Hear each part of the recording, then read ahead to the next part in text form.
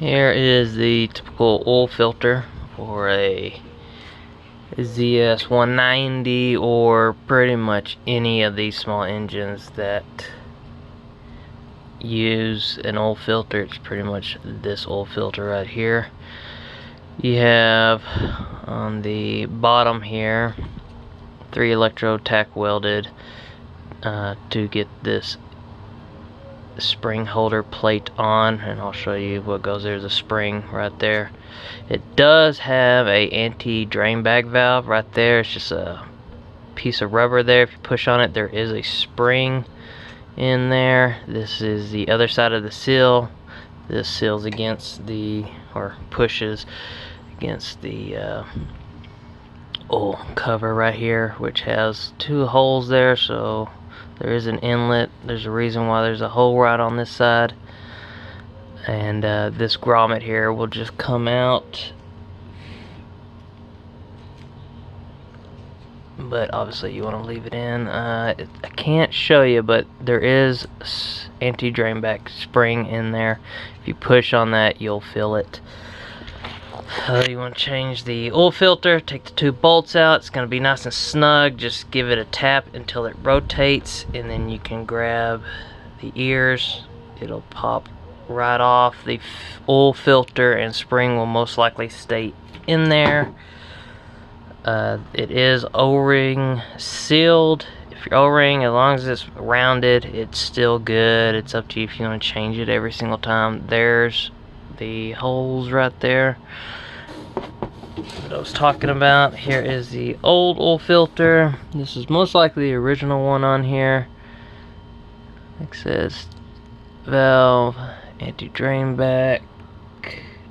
This one isn't even rubber sealed, it's just a metal plate, so this should seal better. These are just bulk buys off of eBay.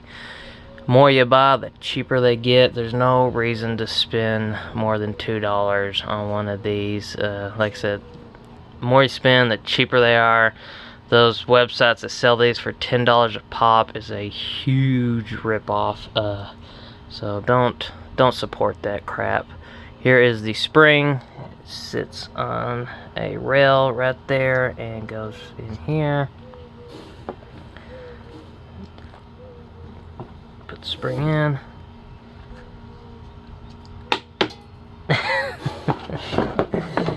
Yeah, it'd probably be easy just to put the spring in here first. Well, looky there. It's just gonna fight me. Let's see if we can try this one more time. Alright, so spring is on. You're good to go. Do not lose that spring. Get your cap. Get that little nipple inside the grommet. And you use the bolts to bolt it in. As you can tell, there's going to be pressure on it. Like I said, this is probably the first time this oil filter's been changed. It was stuck. Gave it a tap, rotated it, pulled it off. And like I said, this is the original oil filter. I do see metal and stuff. You're gonna see metal crap in here. So this is most likely, and I can see it a little bit right there. This oil's already been changed. When I bought it, I changed the oil real quick and then got the filters in. So it's no big deal. Then bolt it down, clean off your oil spill, change the oil first, whatever. Like I said, I've already changed the oil. I just didn't have the filters yet, so I'll run it just a little bit more. And then, like I said, this only uses about less than a quart of oil. I don't have an oil cooler on yet, so once I get that, it'll obviously use more oil. But right now it's super cheap. I use that Rotella, just plain Rotella 1 diesel oil. And there's other oils that you can use on this, but it's cheap. You can get it anywhere, so that's what I use. Synthetic, it's up to you. People say don't run synthetic on this. I mean, it's not like there's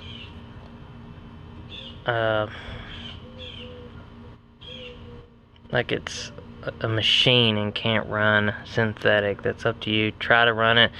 If you don't like it, or if you like your clutch starts slipping and stuff, you know, maybe that's what it is. The clutch packs on these are probably cheaply made and don't like the synthetic oil. I mean, it's just like anything.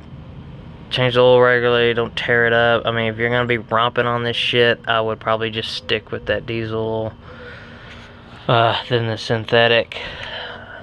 But like I said, it's up to you. Run whatever the hell you want. If you do run synthetic and like say your clutch starts slipping and shit, you need to take this out. You need to pull your clutch packs out, clean them off, let them soak in probably brake cleaner, something like that. Dry them out and then let them soak in the oil that you're gonna run from then on. Let them soak for about a day and then install them. A lot of times if that synthetic's coated onto those clutch packs and it doesn't like it, you need to get that shit off. If not, it's just gonna stay in there. Or just keep changing your oil and eventually it'll come off. But that's pretty much it. Like I said, don't support companies that are charging $5 to $10 for these. That's just stupid for a consumer to pay that much for something that costs probably 20 cents to make. I mean, I bought 20 of these, so that got them about to $2.50 a pop, which next time, once I use those up, I'll probably be buying like 40 of them to get them even cheaper. Takes just a little bit of time to get them, but once you got them, you got a whole ton of them. So that's pretty much it.